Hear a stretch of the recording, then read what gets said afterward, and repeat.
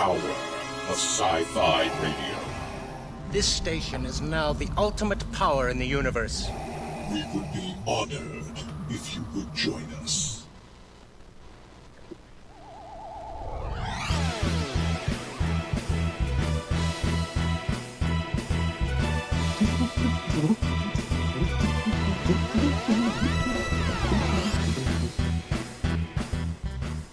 Sure if it's going through. It's another Thursday night. That makes us Docking Bay 94. You could be listening to us on sci-fi.radio. You could be watching us on YouTube or Facebook or on Twitch. Any of those things. And on top of all that, it's Life Day. Or tomorrow is technically. Almost Life Day. Almost Life Day. We're almost there. We're getting there. Hey everybody, I am Sean Obi-Shawn Crosby. This is just Donoho. I'm Colleen Kaylee Crosby. And thanks for being here, eh? Boy, the For sure, eh? The new board is making a difference in the sound. Is it? Yeah. Well, that's good. So, I spent a bit of the afternoon putting in a new soundboard because our old one was giving us a little bit of trouble. I've gone through several in the past few years. I mean, it's a completely different brand. I got it at an auction, and it seems to work great. It's got some static, though. That static that you're hearing is from my computer into the thing. So I'm gonna run Jeff down a little bit. Static in my attic. Oh yeah. And this volume up, and maybe it won't be as bad. Huh. But yeah, it comes out of my computer for some reason. It's very weird. But anyway, so I bought this board at auction. It worked great for our live radio drama that we did a couple weekends ago, and but it doesn't have the rack mounts to mount in the rack, and so it's very precariously mounted over here. Maybe if I can get the camera over there for you to see it. It's over here. It's the Board of Doom, Mark II. And, gotcha. Oh my gosh. And but it seems to be pretty good. And experimentation. Good evening, Lori. I should probably open up our chat, huh? Yeah. And hello, Dawn. We got to see Dawn on Sunday. Yeah, we did. We saw Dawn at Life Day Observed. Yeah. Yes. Which Jeff was there, Colleen was there, Kit was there. Yeah, it was nice seeing Kit. We weren't expecting to see her. Yeah, So that we were was totally surprised. cool. Even if she didn't say goodbye when she left. Fine, whatever. So we got kind of split up over dinner, and we never did sort of reconnect with Jeff. We tried to meet Jeff and Sparrow, and it's okay. It got complicated. Yeah, I mean, we got to do a few things like walk around on that the Adventureland tree. It's not really the Swiss Family Robinson tree anymore. Yeah, it's called the Adventureland Treehouse, and it was pretty interesting. Never been on inspired by the Swiss Family Robinson. Dawn, I'm glad you still have a bunch of the wristbands because I gave mine away. I'm hoping for another one. Somebody was just so sad they didn't get a wristband that Colleen gave him the one off her wrist. It was the little girl who we had read the part for Leia. Yeah, who was super sweet. Yeah. If I had any of the cookies yet, I won't have cookies until tomorrow. I would have given her one of those, but I did not have those, so I gave her my bracelet. So I'm hoping I can get another one. Well, and so what? Kit says bye. So we did Life Day Observed, and of course tomorrow is Life Day Actual. We're doing 2 days at Disney. Bless you. And we had a pretty good group of people, but it was also Dapper Day, which sort of ate into the amount of reservations people could get to. And in general, it was It was an overly busy day because Super crowded. it was the last day that some of the lower level passes were good until the end of the holidays. Yeah. So Yeah. basically people were like, let's use up our last day for the pass. And Greets to Pat and howdy Kelly. Woo. Sorry to interrupt. no worries. Go ahead.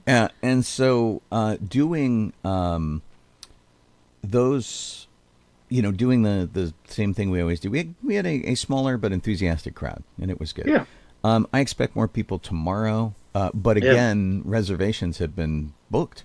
Unless you buy a ticket. Like Jeff bought a ticket to get in because he doesn't have an annual pass. Yeah. Jeff can get all the reservations he wants. Yeah, and employees cast members are blocked out. For signing people in. Yeah. I mean, for going themselves, I think. So, like, if you're a cast member and you're not working that day, I don't think they can go. Oh, that's possible. Yeah, That's gonna suck. because I saw some people who are cast members say that they weren't able to go. Well, one of our favorite cast members there at Galaxy's Edge is Sarah, who she's worked PhotoPass, she's worked all sorts of stuff.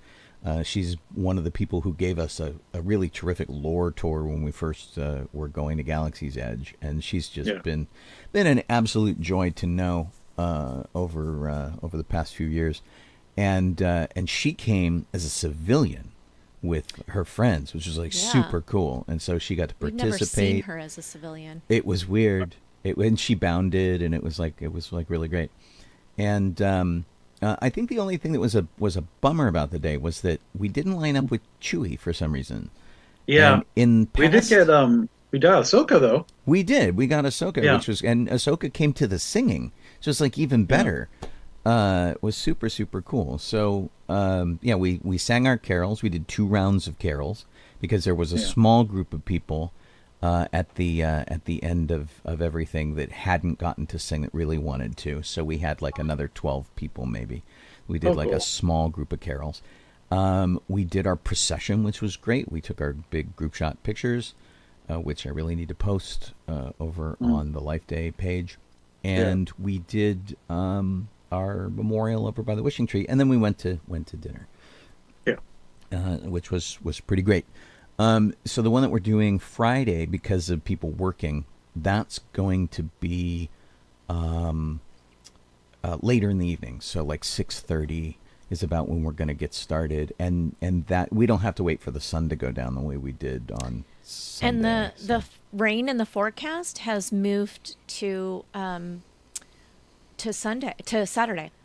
It seems to have, which is really great. Yeah. So as long as that's really the case, it's still a little chilly, which I don't mind at all. Oh, it's great because I got to wear my summer bound on Sunday, and now I'll get to wear my winter bound tomorrow. Yeah, it was hot. It was like 85, 86 degrees. Yeah. And in the big giant concrete reflector that Disneyland is, it was even hotter. Well, and Batu is just like worse. It's the hottest spot in Disneyland, I feel like. Yeah. Maybe it's just because I stand around there a lot. Yeah, it's pretty crazy. But, I feel we had a pretty good time. And I certainly appreciate everybody who came out. I knitted a scarf for Jeff's Wookiee. Woohoo! Which I have finished, Jeff, so I'll be bringing it. Awesome. Right, we were trying to catch up with Jeff after she finished it, and we didn't do it. He got stuck on Space Mountain. And, that was that was ridiculous. And by that point, we were done. We were trying to get to him, and then we went, okay, I guess we're going home. And then we got on the monorail, and Jeff's like, we're out. And I'm like, oh, you missed us by like 30 seconds. Okay. Yeah. It was we just kept getting hit by,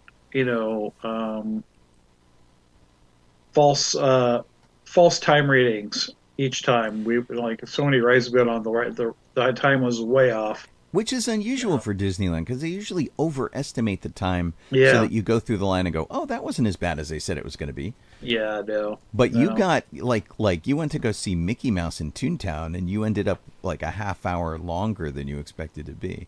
It was about 45 minutes to an hour, and it was only supposed to be about 15 minutes. Yeah, that's nuts. Yeah, that was not cool. I blame Mickey. Space Mountain was the same thing. It's like, oh, it's only this amount of time. and then it just kept compounding. So ding, ding, ding, ding, ding. The time just kept shooting up because that's not cool. Because their line management is so poor. So it is really weird for Disney to have poor line management. Yeah. Yeah, it's definitely. But we had a similar issue with the Adventureland Treehouse, which just reopened after being closed for like pretty cool. Year and some change, and that line was a little longer than expected. It wasn't awful, and you could take as much time as you wanted once you got into the thing. But like the line came out of the tree and up over the bridge, and it was kind of nuts. So yeah, I have to go back in the daytime. We got there right at the right amount of the right time apparently, because when we got there, we just sort of walked into the line that was going behind Pirates.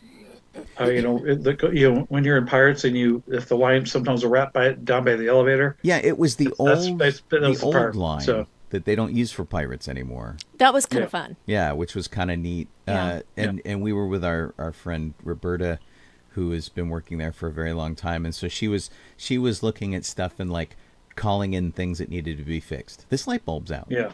Yeah, I don't know how long we waited for the tree because it didn't seem very long at all. I don't even think it was 20 minutes. No, and it was a good line in that we were like, goofing off busy, and joking around and doing stuff like that. It was fun, and I'd like to go again just so I could look a little more, because they weren't rushing you, but I felt rushed because same it was new, and like, I can't stay here. I was like, we're going very early tomorrow, and so we'll go check it out during the day. Yeah, which will be good because we saw it at night, and it's beautiful at night. Yeah. And the look out across the park from up there is really amazing. But we would like to see it during the day, I think. Our reservation for tomorrow starts at DCA, so... Oh, no. Yeah. So you won't be over till 11. Yeah, it's like 11, not a big deal. So we're just going, Spider-Man or something. Who knows? Just walk around. Cool. Yes. See the Dia de los Muertos setup that's, I think, is still going. Well, that's cool. It should be still over there in DCA. Huh. Oh, that reminds me, I should turn the Diwali lights off on the front of our house. Oh, yeah. Because I think that ended yesterday. Hey to Sam. Hey, Sam. Don did a walk-on for Rise and Smugglers. Wow. Oh, nice. It must have been really that's fast. Pretty cool. But was that because there was nobody in line, or was that because you had a some sort of a pass? DAS pass, yeah. Because if you have like a mobility scooter, you're with someone with a mobility scooter, you can do the DAS pass, and it is just a walk on, which is kind of amazing for both of them. So yeah. So I guess the other things are Jeff, you saw the Marvels this weekend, right? Yes, I did. So all three of us saw the Marvels because Sean and I went and saw it on Saturday. And I think it probably hasn't been out long enough. It only opened on Friday, I think. Yeah. But I think we could do a no spoiler review because it's getting the sort of hit job that movies that are led by women or have women directors that are science fiction get. Yeah. And it's undeserved. It's a fun popcorn movie. I really enjoyed it. I did have someone who's not a science fiction fan ask me if it was a good entry point for Marvel, and I told her I didn't really think so because there were a lot of like fast switch up fights in it. And there was one plot point that I found to be confusing, and even after the movie, I was still confused about it. And so basically, with this, you would want to, in a perfect world, you would have seen WandaVision, which would introduce you to the photon character. You would have seen Ms. Marvel, which would have introduced you to Ms. Marvel. And really, why wouldn't you have seen Ms. Marvel if you have access to it? I mean, if you don't have Disney Plus, but Ms. Marvel is just so charming. They're actually both really great, and but the they try to explain and it. Fury. Well, and also you should probably have seen Captain Marvel. Yeah. Yeah. And Nick Fury's been there the entire time from the beginning. So yeah, it's and Nick Fury, you don't really need to know what his game is. Yeah. But but even if you haven't done that, it does do a pretty okay job with explaining stuff and letting you know what's happening. Well, I would say it doesn't leave you totally lost. If there's someone who's a fan of this type of movie, who for whatever reason has been living under a rock and hasn't seen Marvel movies, they should see it. But this person was from my sewing circle, and I don't think she's seen any Marvel movies at all. Yeah. So I don't know about that, but if you generally like, superhero movies, then definitely. Then it's definitely fun. Right. Well, and I think that in this case, this movie, more than other Marvel movies, because Marvel movies have a tendency to try to be major epic things. This movie didn't really do that. And it was very much like a comic book story, like the action that happened, the team building that happens, the characters kind of getting to know each other as they're sort of thrown together. The A plot and the B plot would have been different comic books. I mean, they're all. It was all kind of outlandish, but really fun. Yeah. Oh yeah, totally. And so, they really did remind me of the comic books I read in the 70s growing up. Yeah. With that kind of thing. And I think that's one of the things that's putting people off, because it's not like big, epic, whatever. Well, right. Yeah. That and like just the males that don't like to have women be the stars. Well, so here's the thing that's really interesting. Just in the interest of looking at the data, apparently, of everyone who went to see the movie this past weekend, 65% were males. So more men went to see it than women. But the big problem that we hit is that usually reputable reporting periodicals like Variety and The Hollywood Reporter and things like that, along with a lot of regular, normal reporting outlets, almost to a one, like on opening day, said, "Oh, this movie had really disappointing turnout," and like usually they wait till the end of the weekend to tell you. They were saying that like before. I mean, like I was hearing that Friday morning. Yeah, and it's ridiculous. That's the thing, and it's like nobody's gone to see your movie yet. How can you say that? And then and they're saying it was the movie. It was the worst performing movie, Marvel movie. But, well, it did better than Wakanda Forever. Yeah. Yeah. And Ant-Man, certainly. The last Ant-Man movie.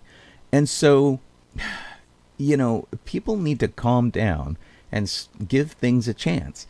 And almost everybody that I've been seeing on my Facebook feed, and I've got nearly like 5,000 people on my Facebook feed, there were a whole bunch of people who went, we saw it and we loved it. And then there are a whole bunch of people who said, okay, if you loved it, I'll go see it. And then they reported back and went, I'm so glad you said you loved it because it was great. And I had so much fun. And I wouldn't have gone if I'd have listened to... I should probably tell people that the news outlets. Yeah, I should probably tell people on my Facebook page that I enjoyed it. Yeah. I will say, because Don points out that there were only 5 people in seats at his showing. We went to a Saturday early afternoon screening, and we had the choice of almost any seat in the theater. We did, however, I think, find a good new theater to go to that we really like, where it's one of the local theaters we've been going to, but we'd never been in their XD theater, and the seats were super comfortable. And what passes as these sort of quote unquote balcony seats, the ones that are kind of further back in the theater, were decent, like even for me and my crappy eyes and stuff like that. So I think that we'll try to see more movies over there. Gotcha. Because we've been going to the other local theater because they have an IMAX screen, but we don't like the mall that much. much when we Gotcha. go. It's like and the people at the theater are more rude than the people at the theater over there, and sometimes that colors your entire experience. So so at least that was a plus side. But we walked in and we got tickets on site, and we ended up with pretty decent seats. There was somebody who had the perfect seats in our row, and we were like 2 over from them, and that was all right. 2 over from the perfect seats. Right. So. Wow. But yeah, Don's not wrong. The theater attendance was light, but I think a lot of that was because it got torpedoed by all of this reporting that said how awful it was. And a lot of people who hadn't even seen it were like, "Oh, the Marvel sucks." Yeah. I'm like, "Well, what didn't you like about it?" "Oh, I haven't seen it." Yeah. Yeah. So you I can't know. say it sucks. Yeah. Yeah.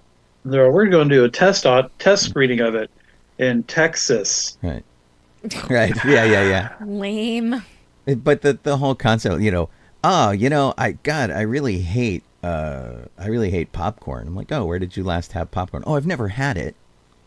Right. I just really hate it." What? Okay, sure. I know, We had like 5 people in the theater with us or something like that. It wasn't very many, but we were at the second showing of the day, so it was like 10:40 in the morning, I think, or 9:40, whatever. It was really early for a movie showing. So, and strangely, the one before the showing that we were looking at beforehand had less seating. There was way more people in that theater than the one we went to. How funny. Yeah. So I don't know what the deal is. But, well, was it a matinee? Was it a cheaper screening? I mean, it's the morning. It's matinee. Yeah. Yeah. So I mean, the one we went to was like $18 instead of $30 or whatever it was. I try to go to the earliest showing possible whenever it's on the weekends for a movie. Mostly because it's usually not crowded, and it's cheaper. But Right. Yeah. And you're awake. Yeah. Yeah, Exactly. you're awake. Right. Yeah. I'm not a morning person. Yeah. We Yeah. couldn't go to the first showing because Sean's not always awake for that. Yeah. But So- I really enjoyed the movie. So did Sparrow. I did too. you know. If you guys are on the fence, just give it a shot, won't you? Yep. I mean, it really was pretty fun. So Yeah. Yep. And Right. it's in the trailer. So many flirking, I tell you. But it's fun. It was, Man. that movie was flirking awesome. Yeah. Sean, you wanted to talk about your Muppet issues. I did. So it's really really kind of a bummer. So of course Jeff and I have embarked on this Muppet car project for a while, and we found the car that we're gonna get, and there are a couple of things that have complicated this week. One is that somebody threw me a link to a car that's like $1,000 and it's in Hollywood, which means it's like really close, and I can't get the guy to respond at all, and because he's doing it through a message board for Studebakers. And the people on the Studebaker board also have not approved my membership yet. And it's been it's been like a week. And I'm like, but the guy didn't say he sold the car yet. But I haven't even seen pictures of the car. He just said he's selling it. And it's a car that looks pretty good. It mostly works. It's firing on like 5 of 6 cylinders, which means it needs a little tune up. And maybe brakes, which sounds about like the one that Jeff and I first went to go check out when we found out that the one we were actually looking at, which was the real car from the Muppets, the actual model car, was too small for what we wanted to do because like the windows didn't roll down and it was like a drag. Doesn't look right. So that was like problem 1. And problem 2 is that the car that we are looking at is in Wisconsin. It's in Milwaukee. Yeah. Home of the Happy Days.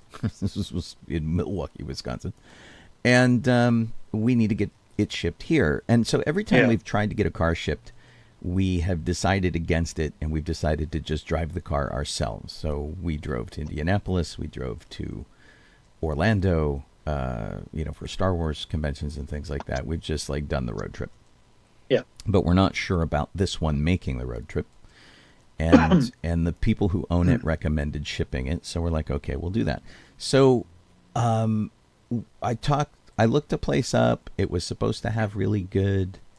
It had good recommendations. It seemed okay, and then a couple things happened. One, the people who have the car went, "Oh my gosh, they charged you a deposit. They should never do that." I'm like, okay. So call the credit card company and tell them to not honor that. And then the second thing was they offered us transport at like $700, and then they said, "Okay, well, it's really going to be $1,300." Yeah. And I went, "No, it's not." And so I went and found some other company, and I've been like looking, and it turns out that there is actually a site that rates all of these auto transport companies, which was great. I didn't find it the first time I did. I was looking for references before, but I actually sort of blundered into this site, and you can look up any company, and it says these are the companies that have not been checked out by us. These are the companies that have been checked out by us. These are the ones that are the highest rated and highest recommended. So, Gotcha. my phone is completely blown up with people who want to ship this car. Yeah. And because, and part of the problem that we had too with this other unit, which was USA Carship, which you would think a company called USA Carship would be pretty good. But the problem is that it was, it's apparently run out of like some sort of clearinghouse call center in India or the Philippines, or they have of course. They have a number in Georgia, but everyone I spoke to had a pretty heavy accent, and they then like subcontract to people with car carriers around the country, and that's complicated too because you never know when someone's going to be in the area or whatever. So I think I found a place today. I talked to a really nice guy who worked for a company in Florida, but he's in Jersey City. And it's, I think I've got it sorted out. But of course, it's going to be like $1,000 to ship the car now. Oh, Jesus. But at least, I feel safe with these guys. But my phone is so full of people asking me to ship the car. And the one company that we went with, when I said, "Hey, that's too much money, sorry, we're out," went, "Oh, I found a guy for cheaper. Oh, I found a guy for cheaper," to the point where I'm talking to other companies and they're still texting me going, "Okay, I got it back down to 700 and we can come pick up this weekend and we can do whatever." Yeah. Sorry for all the dinging. Apparently my messenger thing causes dings. Oh, okay. I'm getting Facebook notifications or something. But anyway, yeah, it was really. I'm frazzled. I'm just done. I'm just like, and I'm really like, how much is a frickin' plane ticket? I'm just gonna go drive it back because I'm like, this whole thing is just driving me crazy. Yeah. It's I'm exhausted. But we're still enthusiastic for the project. We still really want to do it. I just Yeah. Sounds like it's been a pain in the butt. You know how one thing can like really sour you for a while? That's what this was. It was just, I'm out of energy and I'm out of enthusiasm. And I'm just like, ugh. Yeah. And I'm, when we get the car, of course, we'll be excited again. But for now, I want to hurt somebody. Like, man. Oh, dear. Yeah. I see it. That's how it goes, baby. Oh, yeah. So Sean and I also finished up watching Loki. I mean, everybody did. That was this week, right? That Loki had its final episode? Yeah. Do we want to do a quick review of it? It hasn't quite been a week. Or it has been a week. Because it was last Wednesday. We can give our idea of what we think about the series overall, now that they've ended it. I'm a fan. Okay. I liked it. Yeah, I thought it was really, really good. A lot of people were complaining that it was like typical time travel drivel. I love time travel drivel. I think they did it really well. I think it was really I'm great. a huge fan. I actually kind of like the second season more than the first season. I like them both for different liked reasons. Ki Hai Kwan in it. Yeah. I just. Obi was great. Yeah, wow. Just And I got to Gosh. tell you, so this, I'll have to assume the way things wrapped up that this is probably the end of the Loki. Yeah, I can't show. imagine it could go anywhere from there. But Yeah. it ends on such like an amazing note, yeah. and that it's you feel good about it while you're conflicted about it at the same time, and it's amazing. Yeah. It's I'd absolutely really amazing. like to spend some time during one of our shows discussing the Loki character arc, because I find Yeah. that to be very interesting. Well, and I would too. We could certainly do an entire show about this, because if you go back and you listen to some of these shows over the past years, you will hear me talk about how much I don't like Loki. Loki is You're not supposed to like him. Loki in the films, in the MCU films, is exactly the kind of character I don't like. He screws with everybody. He makes people do things against their will, which I'm like, that's Yeah. my biggest red flag.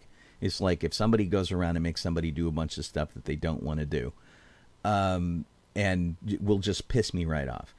And so I know you're not supposed to like Loki, but I didn't ever like Loki at all. And over the course of the first season, I'm like, well, okay, I'm pretty good with him. And over the course of the second season, I'm like, this is one of the greatest Marvel character arcs ever.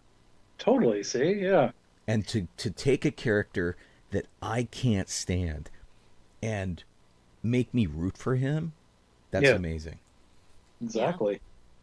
I mean, when the final episode, which I will not spoil, I posted about in session, and I said like that it's something that I should have expected to happen with Loki himself.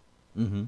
And I didn't really see it coming, and I probably should have, but I think I was just looking at everything else and didn't really see it coming, and it's completely perfect. I guess is the way they ended it was like Yes. that's exactly how it should be. It was And fitting. that was just perfect. It was with really that. fitting. There weren't a lot of surprises in the series for me, but that's how my brain works. But they did it well, and that's another thing too. If I can see it coming, but you do it well, that's the thing that sells me on something. Oh, yeah. So, it's if you manage to surprise me, that's amazing. Yeah, he is not generally surprised by No, things like that. and So Yeah, it can be. yeah, be it pretty was rough. it was really good. I give that a high rating. Sean and I also finished up watching a series this week called Blue Eye Samurai. Oh yeah, the anime. Yeah, and so I'm not usually a fan of anime, and or even like animated In features. this case, I'm not a huge fan. Yeah, of. in this case, you have to say anime style. It Yeah. is an American production. It owes a lot to Japanese style animation. Yeah. But it was produced. It was actually produced by a couple that the husband's white, the wife is Asian, and they created a story for their daughter, who is a mixed race character, and the story that they created became this series. The series is like for her. Of course, she's Okay. a tiny little girl and she can't watch it for another like 15 years, but or maybe longer, because there is nudity and insane violence and an incredible amount of blood. It's very violent. So it's odd too. I think I had mentioned to some friends that that I really liked it, and they looked at me like I had three heads. And I have to say, it was far more graphic than I'm usually okay with. It was graphic sexually, but I'm usually okay with that kind of graphic sexuality. I don't like rape scenes. Okay. But the amount of murder that happened in this in every episode was way higher than I'm usually okay There's with. a lot of Gotcha. death. Yeah, although I mean, I liked what was that, Bullet Train? Yes. That there was a lot of killing in that. That was funny. But it was also like Warner Brothers cartoon level violence. Yeah. Yeah.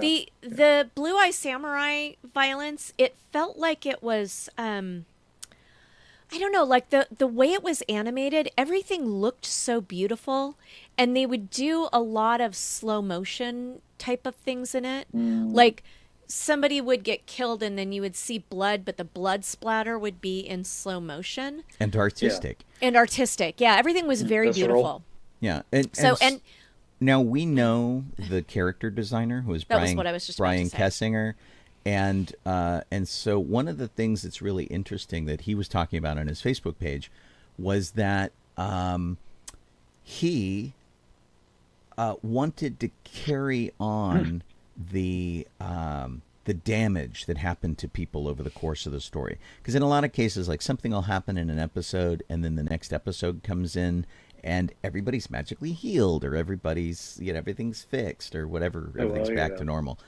And so in this case, which is really unusual for animation, if, somebody gets their costume sliced, it's stitched up in the next episode. If somebody gets stabbed or beaten, you see them heal over the course of time. Really very fascinating way to take it. And I liked just about everything about this series except the way the season ended. I'm a little angry with how it happened, just because you get it from a story standpoint, it makes sense, but it's not how you wanted it to be. Yeah. right. And So that's Netflix.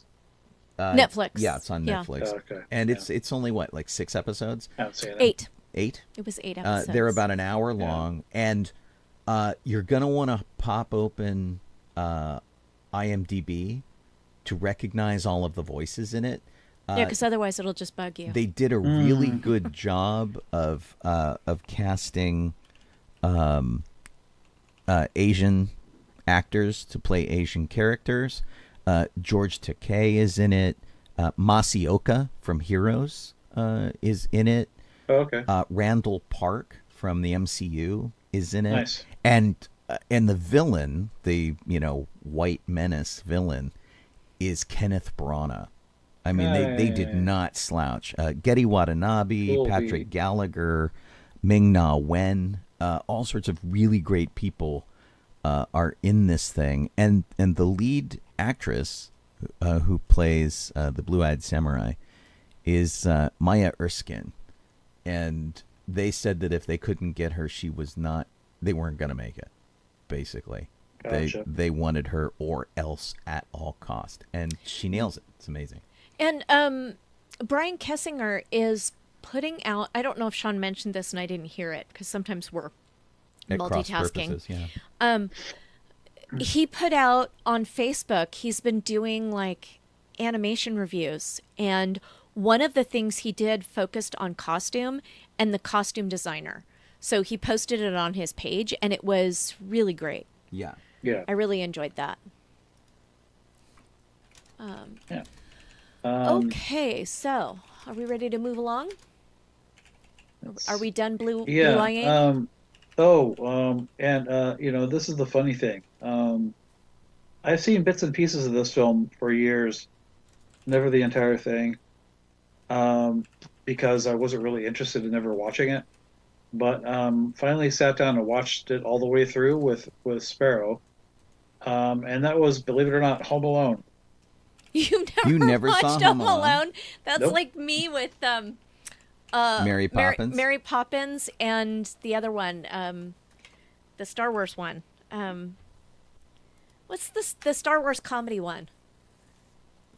The Star Wars comedy one. Yeah, it's a takeoff on Star Wars, and it's Spaceballs. Spaceballs. I had never seen yeah, Spaceballs. You didn't miss anything for Spaceballs. Yeah. Yeah. But So that's just how it was. did you like it? Yeah, it's fun. I couldn't say it's like my favorite movie or anything, but No. it was fun and everything. But Yeah. Sean and I saw it when it came out. We saw it in the theater. Yeah. it's just not something I wanted to really ever see, to be honest. I was like, it's okay. But I think it was- so. it was- We it was saw fun. it like what, 30 years ago? How long ago did it come out? Yeah, I don't it was like the first or second year we were married. that it came out. Were we even married at that point? Maybe we had just gotten married. I think it was like the married. year, so it was probably 1990. It was So it was 33 1990. years ago. Okay. And It was our first vacation as a married couple. in fact, it came out on this day. Oh. In 1990. So Colleen and I were in San Francisco. We were freezing our butts off. Because, November is a great time to go camping north of San Francisco. Seemed like a good idea. I guess we had the time off or whatever. And it was because the company that I worked for did not allow any vacation between Thanksgiving and April 15th. And so that was Packard Bell. No. It was Hurley. Oh, okay. And so if we wanted to take a vacation, we had to take it. That was the only week left because only one person in the office was allowed to take a vacation at a time. Oh. And we didn't have any money, so we couldn't go stay in a hotel. We had zero So we money. had to go camping. And it was so scary because it rained the whole week or half a week or whatever it was. The whole time we were there, it rained. Yeah. And we were in a tent. There was nobody else in the campground. And having to go to the bathrooms, I made Sean come with me. And to put this in perspective, and one of the reasons Colleen wanted company to the bathroom is we were really into Twin Peaks at that point. And it was the first season of Twin Peaks, so it was like Evil really Bob was scary in those bathrooms. Right. And so we're freezing up there, and Colleen, bless her heart,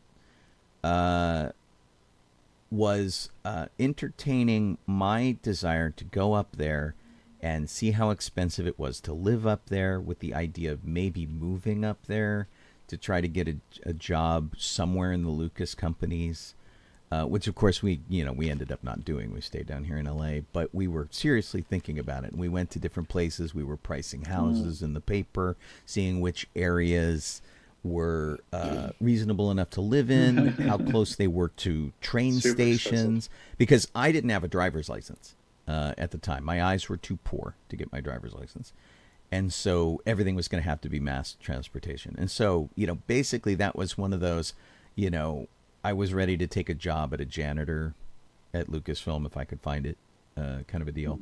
And so that was part of it. And we saw a lot of movies that week. We saw The Freshman with Marlon Brando and Matthew Broderick. We also spent a lot of time in malls because they were indoors before and it they wasn't were raining even open. inside the Oh, malls. God, it was so cold. It was so cold. So cold. We learned some very difficult lessons. And this was before we had our cool camping truck. Mm-hmm. We had a little blue Toyota Corolla, which you couldn't really sleep in. Yeah, we were sleeping in a tent in the rain. Yeah. So, but hey, adventures, right? Right. Now it's a terrific story. But yeah, we went and saw Home Alone purely on the strength of it being a John Hughes movie. We had no idea what it was. We hadn't seen any trailers. We looked in the paper. We were in a bookstore that was also a coffee shop, and we were looking through the paper, and we're like, okay, well, this sounds cool. Let's go see that, because it's John Hughes. It must be great. And then it was not the movie we expected at all, but we actually kind of liked it. Well, good. Yeah, we did. And it had great John Williams music. Yeah, I was probably happiest with the and I don't remember the name of the character, but the old man. Yeah. Oh yeah. That they're always the next a door killer. neighbor. Yeah. I was happiest with him because I've seen him in so many other things from long ago. Well, and wow. he was essentially sort of the Obi-Wan Kenobi of the piece. But, there were so many of the kind of like, it was a Warner Brothers cartoon. I mean, completely. There were just all sorts of, Rube Goldberg-y devices and booby traps. And there's no way these burglars would have lasted the length of the film with all the things that were going on. They would have just bolted totally. and be gone. But, and they have good people in it, like Joe Pesci's great and Daniel Stern is great, John Hurd and Catherine O'Hara, but none of them are good people. Like the only good person in the whole thing is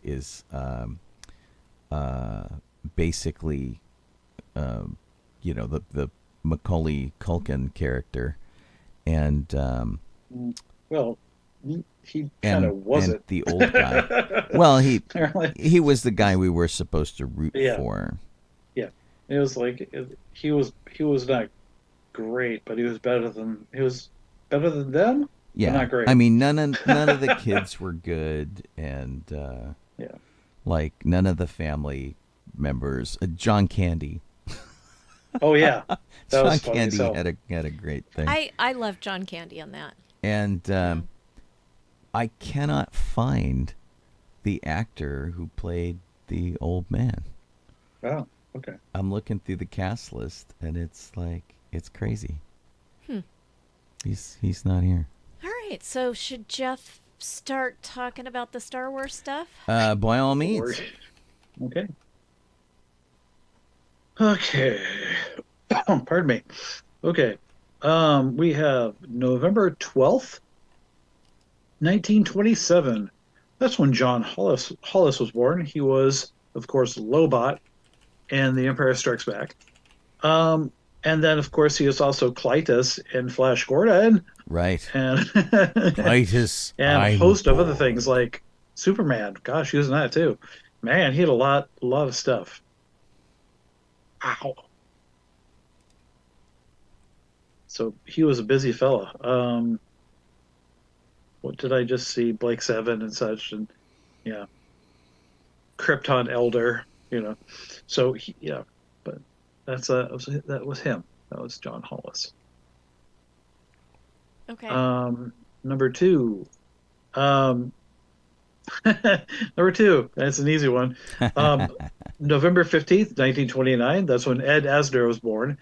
And Star Wars wise, the only way you'll know this is if you listen to the Return of the Jedi radio drama, because he was Jabba the Hutt. Otherwise, well, it's Ed Asner. He's been in everything, boys. He's been around a while. Heck, in Elf, he was Santa in Elf. So there you go. Oh, he was Lou Grant in the show of the same name and Mary Tyler Moore. He was in Up. I mean, gosh, Ed Asner. He was in Freakazoid. Yeah. Which was great. He's done a lot of really great stuff. Yeah. Buzzy Wuzzy. Let's see here. The next one is, I'm already on that page. November 10th, 1931 was when Don Henderson was born.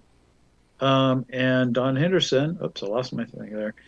He played General Taggy in A New Hope. Is his first name really Cassio? Are you kidding me? He probably plays a good tune. I don't know. Right. But, he's got that little beatbox and beat thing when you push the little button.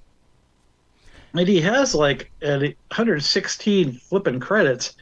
I can't say I'm familiar with a whole lot of these, but good gravy. And if you don't know... But Red Dwarf. If you don't know him right off the bat from his Star Wars character name, because none of those guys are named in Star Wars, he's the guy that gets choked by Darth Vader. Yeah. That's all you need to know. Him? I don't know if it's that guy. I don't think it was Don. I think it was the other dude.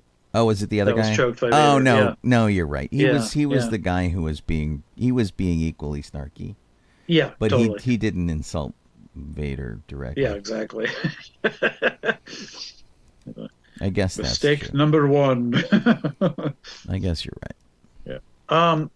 November 10th, 1943 is when William Hoyland was born. He was Commander Igar, also known Igar, and Return of the Jedi. And of course, 93 other credits. Right. That's the guy who greets. Does he greet Vader when Vader arrives? Gosh, God dang it! I can't tell with a lot of these officers and stuff. Ooh, yeah. I mean, I'm gonna have to go back and look to see who he's supposed to be. Where the character was, but yeah, I think Igar. I don't think that's. No, he was in charge of the bunker on Endor. Oh, that's what it was. And the shield generator. Okay. Yeah. So he was the guy that Luke Skywalker surrendered to. Yeah. Yeah. See, I mean, all of these like third string characters. I've lived with Star Wars nearly 50 years. I don't know who half of these guys are. The last of the birthdays, anyway, is November 11th, 1943, is David Cockrum was born. He worked on the original Marvel run of Star Wars. Cool. And he's also one that was responsible for like a total reimagining of the X-Men and the comic book series. Yeah, the comic series. He did that with Len Wein, who was a local comic artist. He was a guy that we knew from conventions. Yeah, and he's worked for DC and also as well, so he's a busy fella doing all this work. Work is good. Yeah, that's Mr. Dave Cockrum. Excellent. Our last one, next up is history. I'm sorry, not last one. History. Ugh. November 12th, 1976, Del Rey publishes the first printing of Star Wars. And that was how I read Star Wars before the movie came out. Yeah. At Thanksgiving, somebody gave me a copy of the book. I think it was my stepdad's brother, Bob, and went, you need to read this. And it was like a book club edition or something. It was a hardcover, but it was small. It was like just larger than a paperback. And it was super cool. And so I'd read it, and then the movie came out, and I'm like, oh, some of this is not there. Well, yeah, that for sure. The dialogue was slightly different, and that was weird. Yeah, but yeah, it was pretty. So like a full 6 months before the movie came out, the book came out. Yeah. It's probably based on like whatever pass they took at the script. Yeah, so, Alan Dean Foster ghost wrote it on behalf of George Lucas, with the proviso that he would write sequels to it, which he did for Splinter of the Mind's Eye. Gotcha. But yeah, some of the things are off. Where the movie says overweight glob of grease, and the book says overweight globe of grease. It's like these little minor things that are like just wrong. Yeah, just a little off. Speaking of glob of grease, November 11th, 1999 is when C-3PO and R2-D2 were the spokesman for the Canadian Association Transplantation and Kidney Foundation of Canada. So they had robots that have no organs represent organ transplants? Yeah, you just fill them with ice and carry the organs around here. Right. Okay, that's weird. We don't need them ourselves, but you should. Doesn't R2 just have a door in the front that you just open them up and throw the ice cubes in there? Right, it's got like a spare kidney in there and like a heart. It's like great. Yeah. R2 is certified as a medical transportation technician. Yeah, he's made by Igloo. So we have December 14th, 2005. That's when the White House awarded ILM with the National Medal of Technology.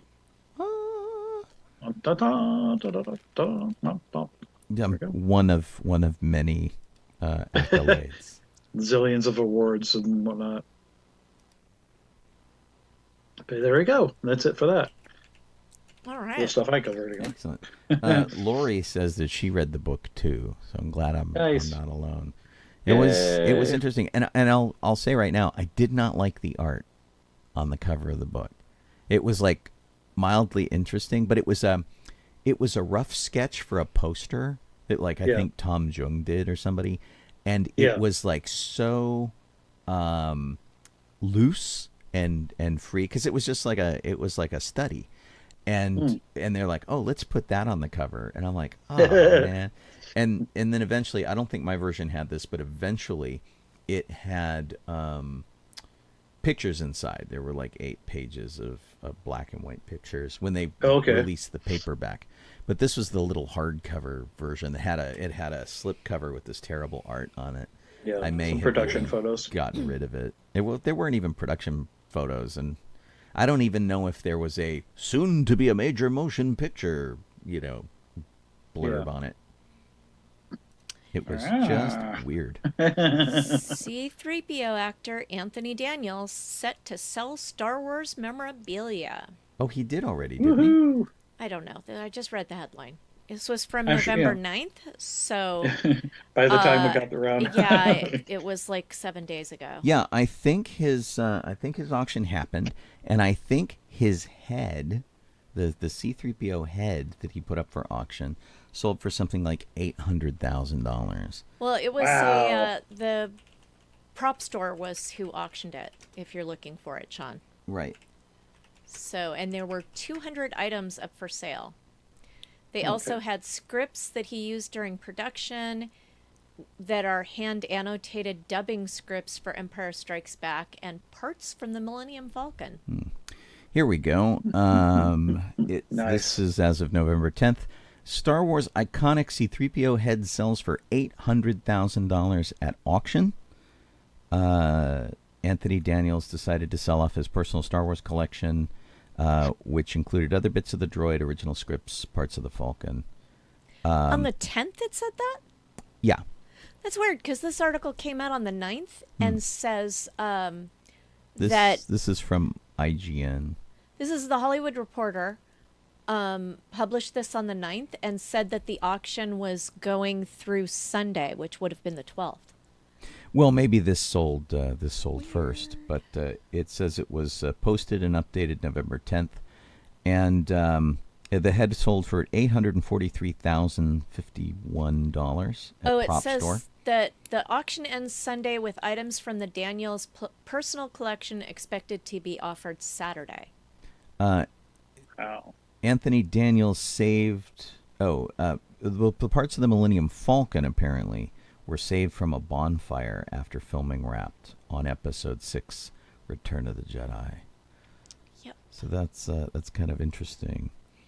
Clone Wars animated show bits, Attack of the Clones, and other items include a casino chip used by BB-8. So there is a 6-minute video from PBS that explains why Star Wars was dubbed into the Navajo language, to which I would say, why not? Yeah.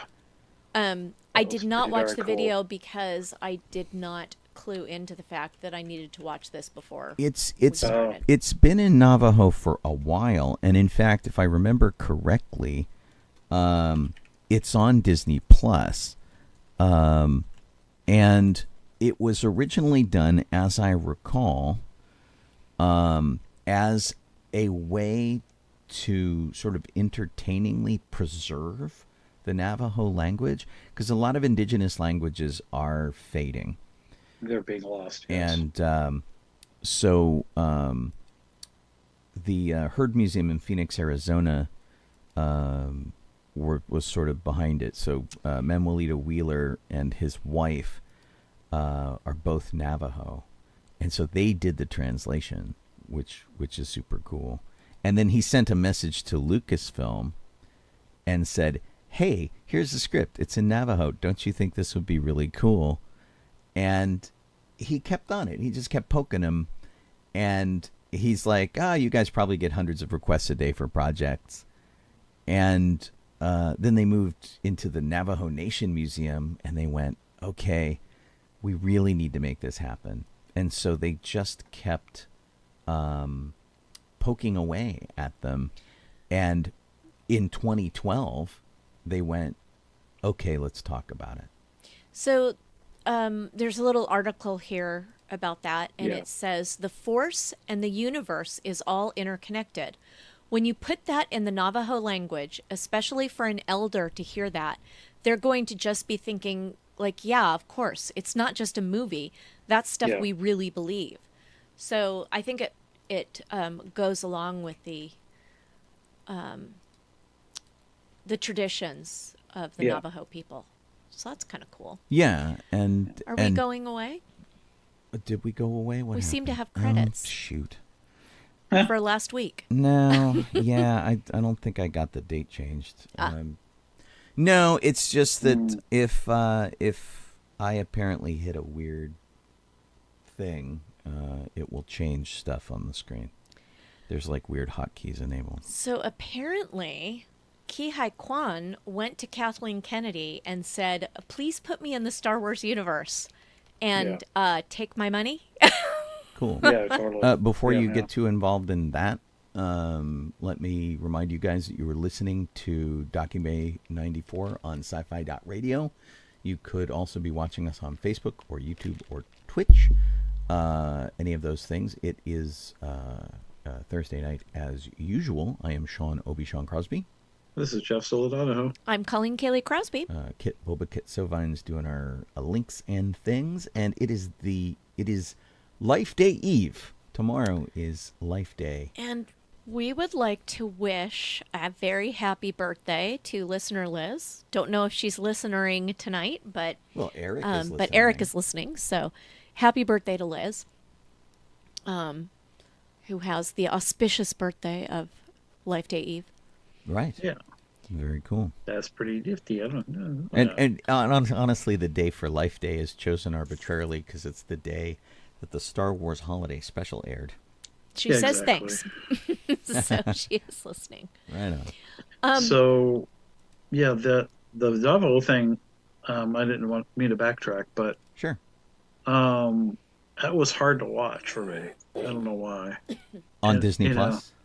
I know I can't find it on Disney Plus. I don't know if it's on there, but I was watching the video that I posted that I put as a link that people can see. Mm-hmm.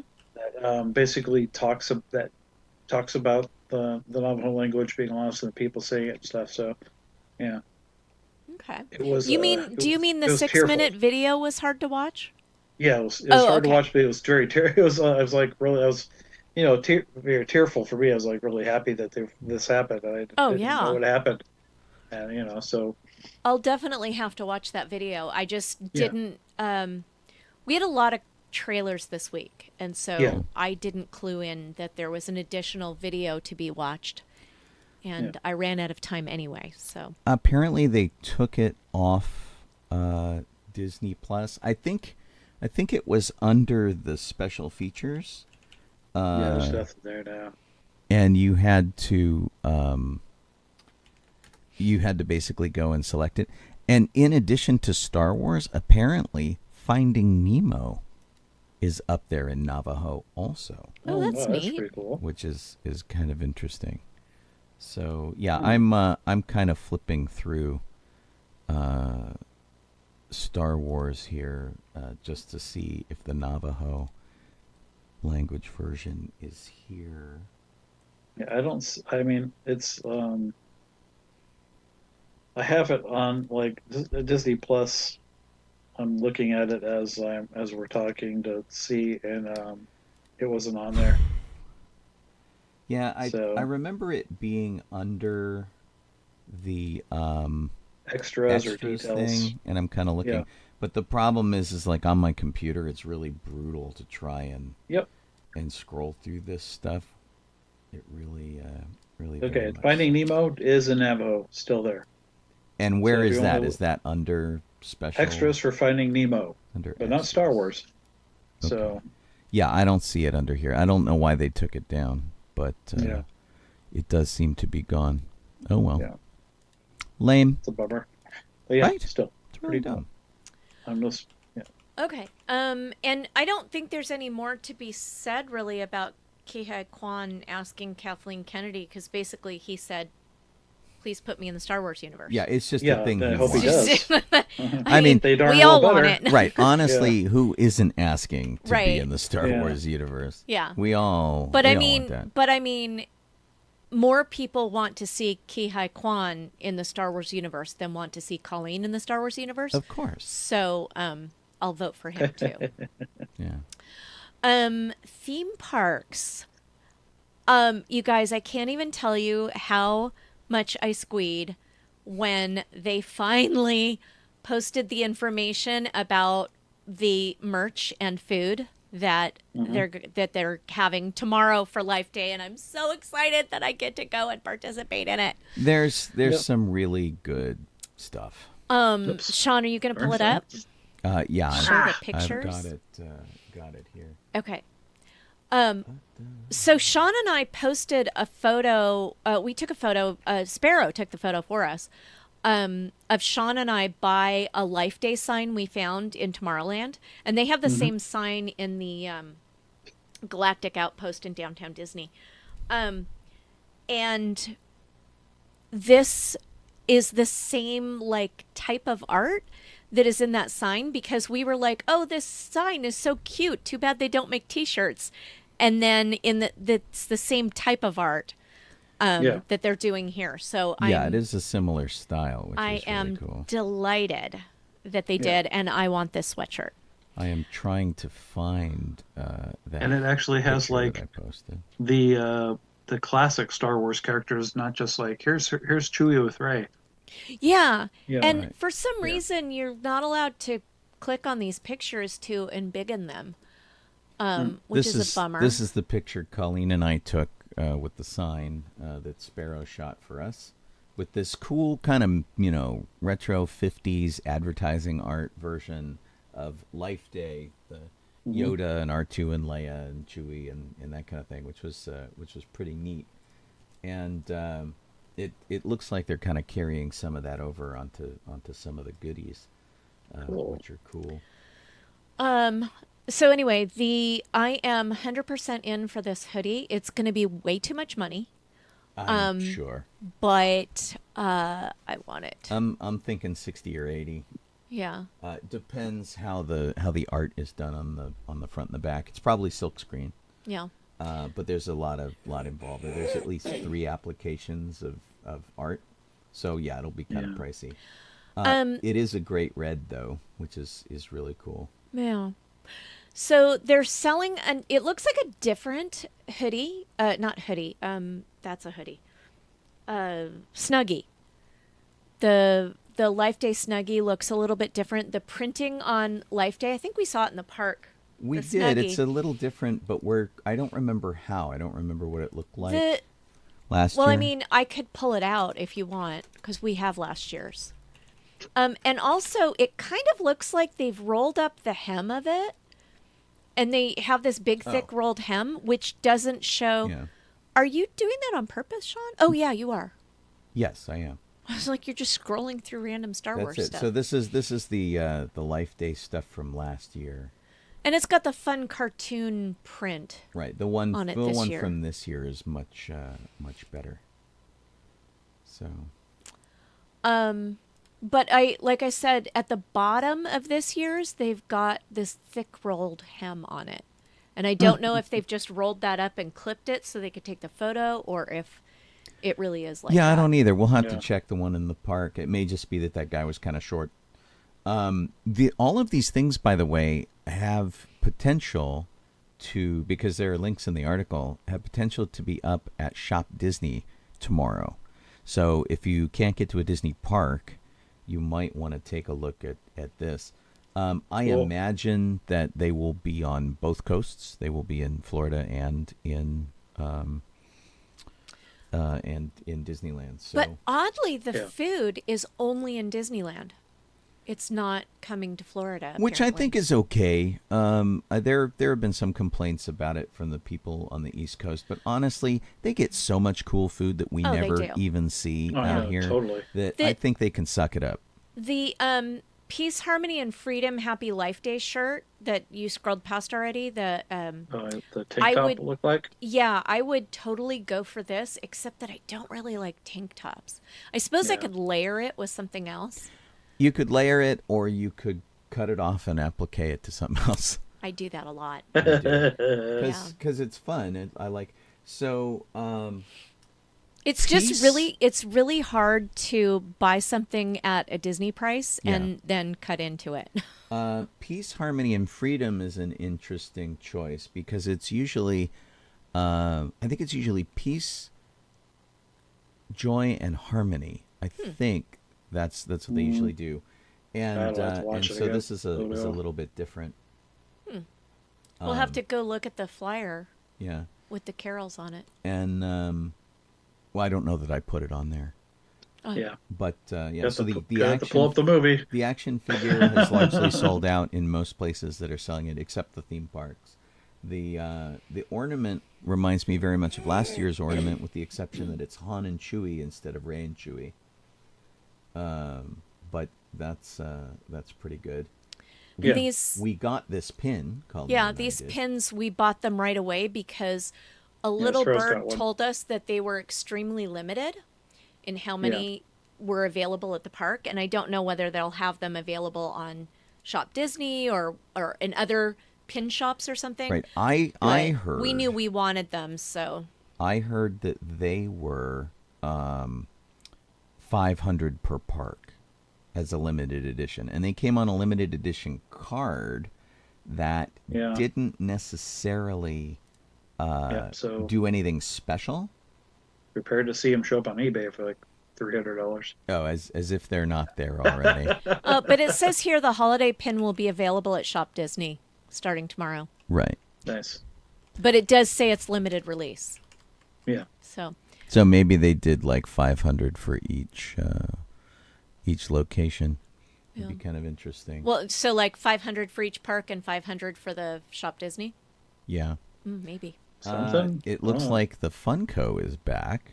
Funko Yeah. Pop. The Funko is cute. I have one over here that's flocked. It's fuzzy. This one is flocked. Is it? Yeah, Okay. it's Yeah. a Pop Chewbacca flocked bobblehead. Okay, because it Yeah. was supposed to be very kind of limited edition, but they sold out last year, and it was cute. Enough for me to buy it anyway. The pop-up book is so cute. It's pretty. I love adorable. the pop-up book. Oh, and I didn't even realize Yeah. that that's a Love Pop card. Oh, is it? Oh, yeah, okay. that's not. There's two separate things there. There's a Love Pop card which is next to the Chewbacca. Yeah, you've got that on the screen. And then below that is the pop-up book and advent calendar. Oh, I see. Yeah. And I wonder if the advent calendar counts up to Life Day. Well, I mean, they're certainly releasing it a bit too late A little tardy. Yeah. for that. That's pretty funny. The that Life Day pin Sales is next on year. eBay, and it's selling for $26.85. Of course it Buy is. it now, but I Lame. think we paid $16 for it. Yeah. Without a discount. So, Yeah. Bless you. excuse me. Yeah, this one is also $26.85. I wonder what the heck is so special about that number. There's also a series of Life Day variant covers that are coming out next week. Dr. Aphra gets one. Star Wars Bounty Hunters get one. Oh, okay. So this thing that we're looking at right now is a Life Day collector's box full of Star Wars inspired goodies from Culture Fly. So it looks like a journal, of an oven mitt, a card, Interesting. and I can't see the rest of it because it's behind. There's like 4 or 5 pins and maybe a scarf and a bag. Or that might be a t-shirt. The thing in the lower right it's a corner robe. looks like a towel. Yeah, and the thing that everything's laying on is a robe. And what I thought were pins look like they're actually patches. Yeah, and they've got the oven mitt for which used to be a Think Geek thing, I think. The Yeah. Space Slug oven mitt. It's interesting. There's a snow globe. I wonder if the blue thing by the logo on the robe is supposed to be a Life Day orb I get that I mean, feeling. probably. and goes with those Life Day cookies over there. So, Yeah, the Life Day cookie patches. They have these Up. links. Oh, here we go. Here's a link to it from Culture Fly. It has a Jedi bathrobe, Wampa attack snow globe, Exogorth oven mitt, kitchen towel, AT-AT art print, cookie character magnet set, Life Day orb enamel pin. So that's it. So there's your robe. The back of it says Defenders of the Republic Jedi Knights in a sports style Nice. logo.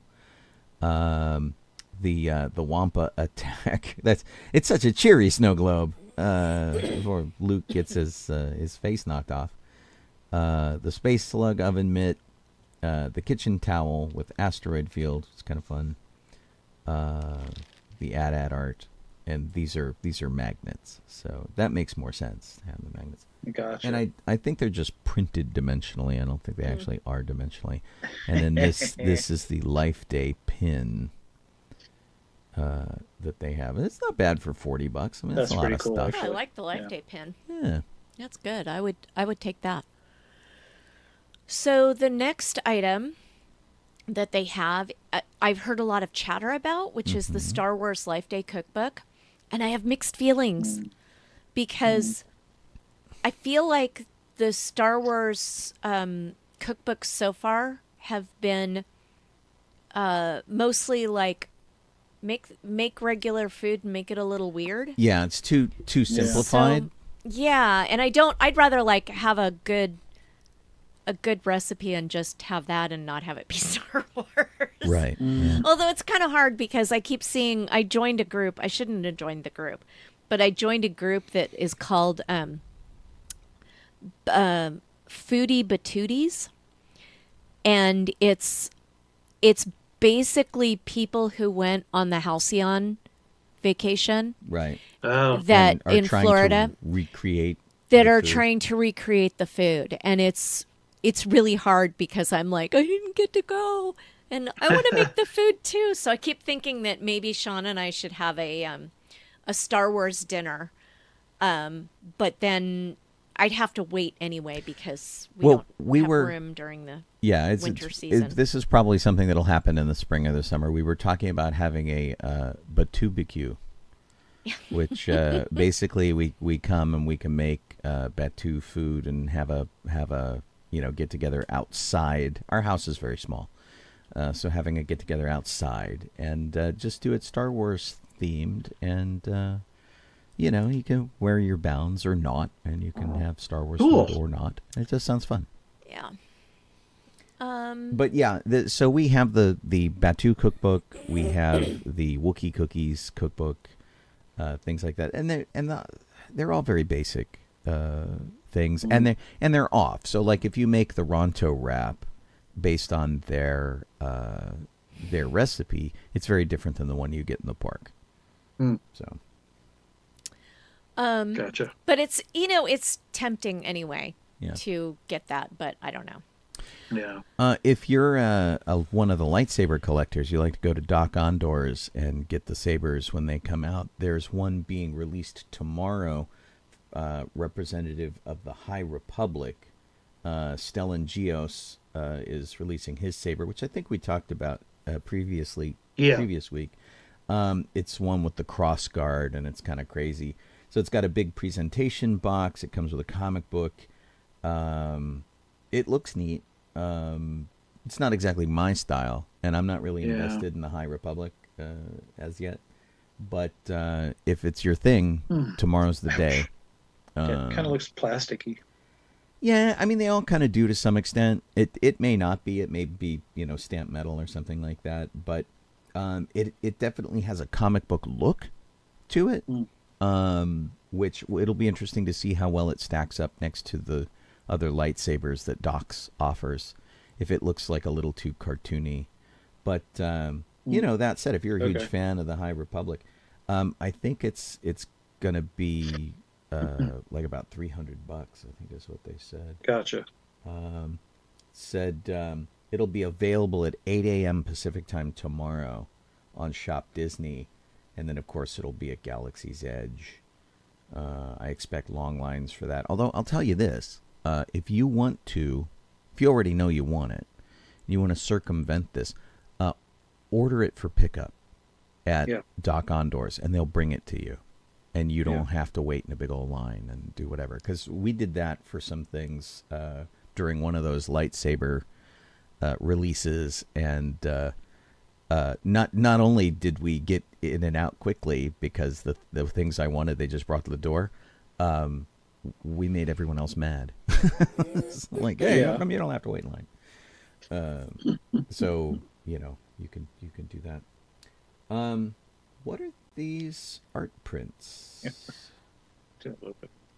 So Wait, did Oh, we already? these are That's the It's the Brian Kessinger, Brian Kessinger thing. Yeah. So Okay. Brian Kessinger is doing a signing on Life Day. How cool is that? He's going to be, it's Brian Kessinger and Alex Riegert Waters. Waters, who I don't know Alex Riegert I Waters. don't either. But they'll be making special guest appearance at the Star Wars Trading Post in downtown Disney from 11 a.m. Cool. to 1 p.m. tomorrow. And That's nice. then at the Star Trader inside the Disneyland park from 2 to 4 p.m. We have the opportunity to meet Brian.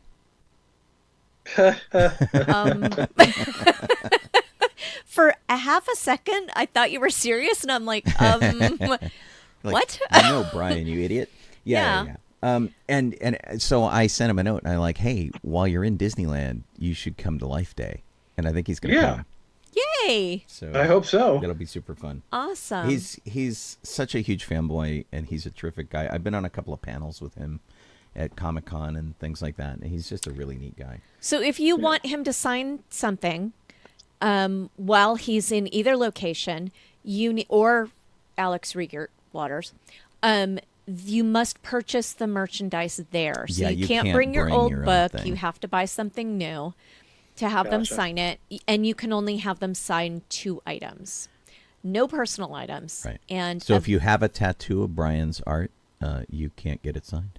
right, and man. unless you have a valid Disneyland Resort receipt for your tattoo, which kind of don't think Is is gonna unlikely. happen. So Brian's probably best known for among all the other things he does. He's got Jasper, the jack-o'-lantern character who does like spooky stories. He's got a bunch of guys like that, and he's got Otto and Victoria, which is his steampunk universe that he does.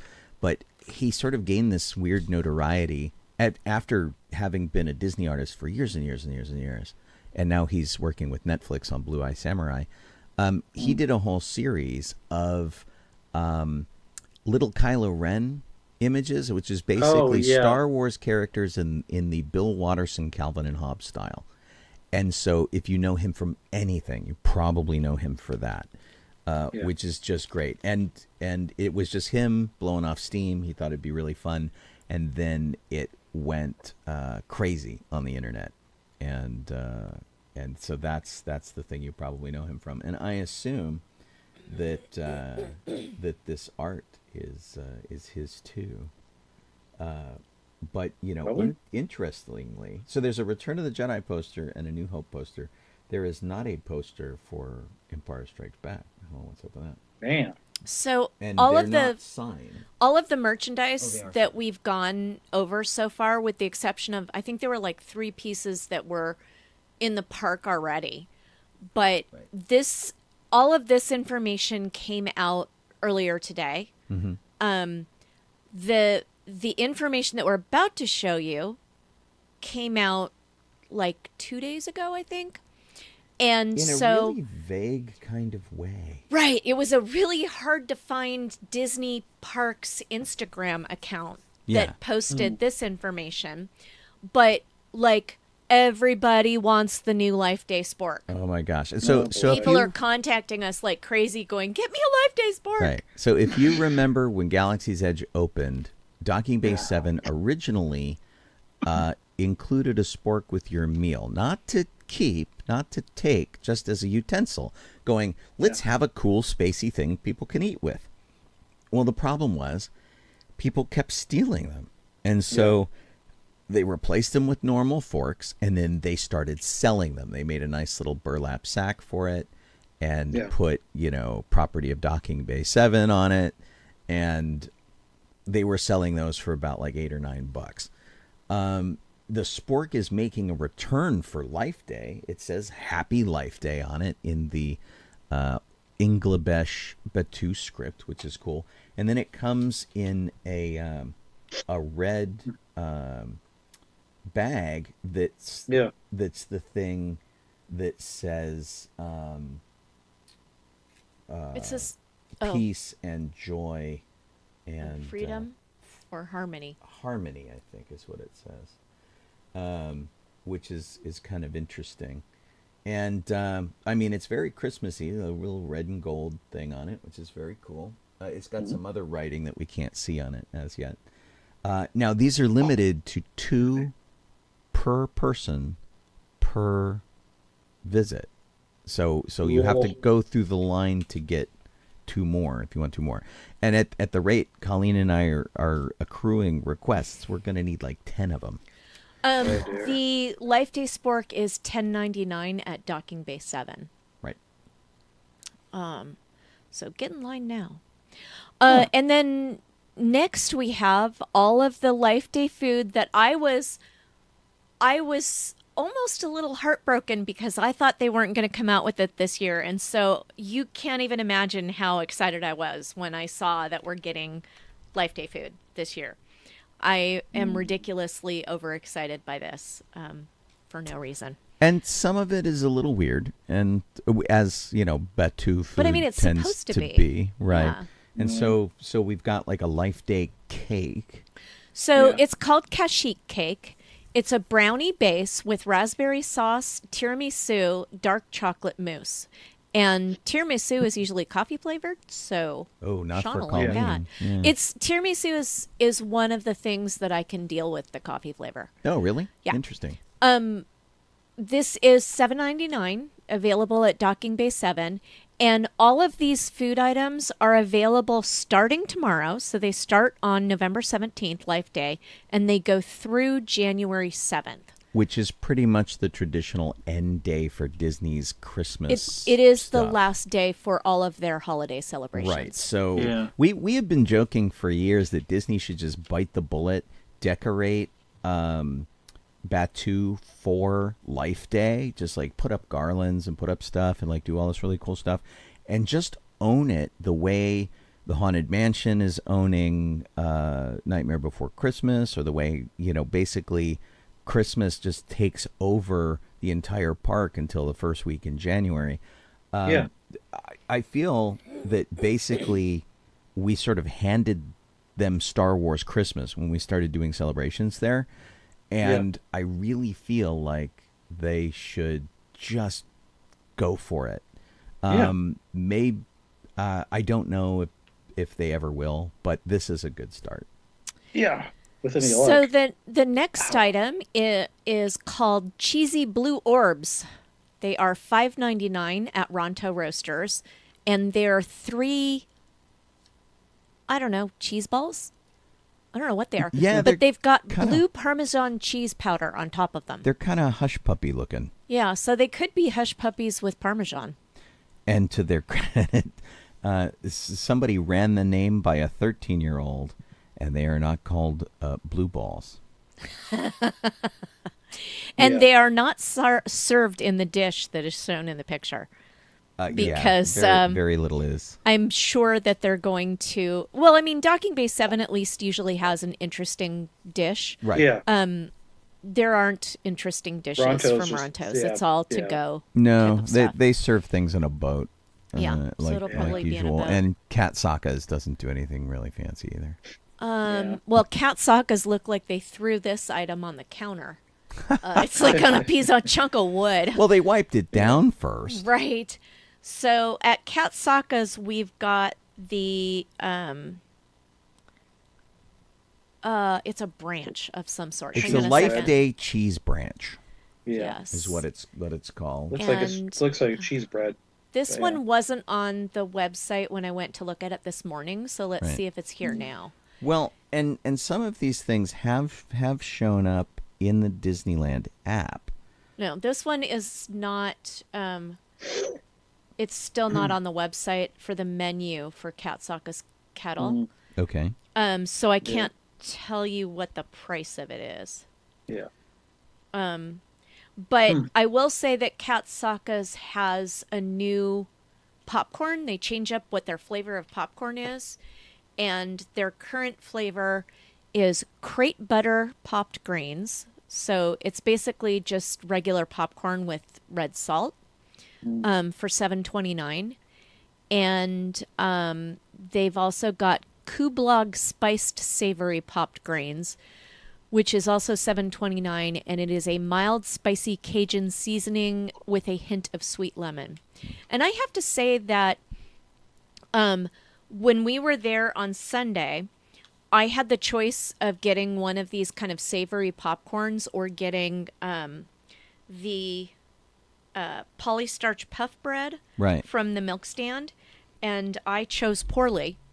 I got the polystarch puff bread, which Sean and I have had before, and it was okay. It was all right. Yeah. It was not okay when we went on Sunday. It was a little stale. It was beyond being a little stale. It was greasy. Yeah, that was not weird. cooked right. It was so greasy that there was like you could see the grease on my hands. I feel like it had been sitting a little while. It was disgusting. Yeah, it wasn't good. And I came very close to taking it back. Oh, you probably should have. I probably should have. I was disgusted. That by would be it. interesting to see how that works, because I've never done that. Yeah. One of the things that made this kind of a bummer is that Colleen and I had just recently watched the behind the scenes Disneyland the show night before. About the Disney kitchens. Yeah. And that was really a bummer, because we're like, oh, all this great stuff, and it isn't really cool. And then we had this bad example of the Disney kitchens. And they specifically talked about the kitchen that they use to bake things to feed the park and the hotels and the things. I have rarely had something at Disneyland that I've been that unhappy with. Yeah. I have to say that I don't generally like the desserts at Jolly Holiday unless they are like, I like the cookies, but anytime they get into like little cheesecakes or anything like that, I don't think they're very good. But they're not, like, I thought that this was actually made badly. Right. Could be. So also at Katsaka's Kettle, they have the Pula Blossom Slush, which I think they've had for a while, which is ube-flavored horchata with cold brew coffee, I guess, in it. That seems to have been there for a while. I don't remember. That's $6.99. Right. And I don't remember us trying, maybe we haven't, the jelly fruit muffin. We did try it. Did we? Passion fruit buttermilk muffin with pineapple and blackberry jam on top of it? It's that green muffin. It was there the last time we were there. Oh. And I really don't remember we took it home and ate it the next day when we went to the park earlier this year. Oh. And I will have to say that it didn't really hold up very well. It was a little bit mushy when we got it home. So if you're going to eat the jelly fruit muffin, I would say do it on site. Don't save it for the next day. Yeah, which I tend to do with I really things, snacks from Disney. Don't remember it. They have apparently had it since May, though. So yeah. I think we tried it at the same, we tried it in May or June. It was a long time ago. Yeah, and it didn't hold up great. So I probably won't get that again, but I did enjoy it. We also have a new drink at Oga's Cantina. Oga's. And that is and a new food type. It's the Joe Blasto Sangria Go Cola and Milleflower Toast. And they're not showing us the Milleflower Toast, but the Sangria looks pretty straightforward. And they hadn't been talking much about the Oga's thing. In the previous articles, they're like, and something's coming to Oga's.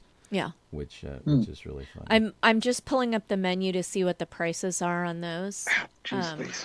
Ouch. And I have to get off of breakfast, I think. Well, I'm disappointed with Docking Bay 7. Like, it was like, oh, we just have this dessert, and we were hoping for another entree thing like they did last time. But it's just I really enjoyed the pasta that they had last year. Yeah, that was really good, and they kept it for like 6 months. They had a pasta thing and a shrimp thing. Yeah. They kept the shrimp thing, didn't they? I don't know.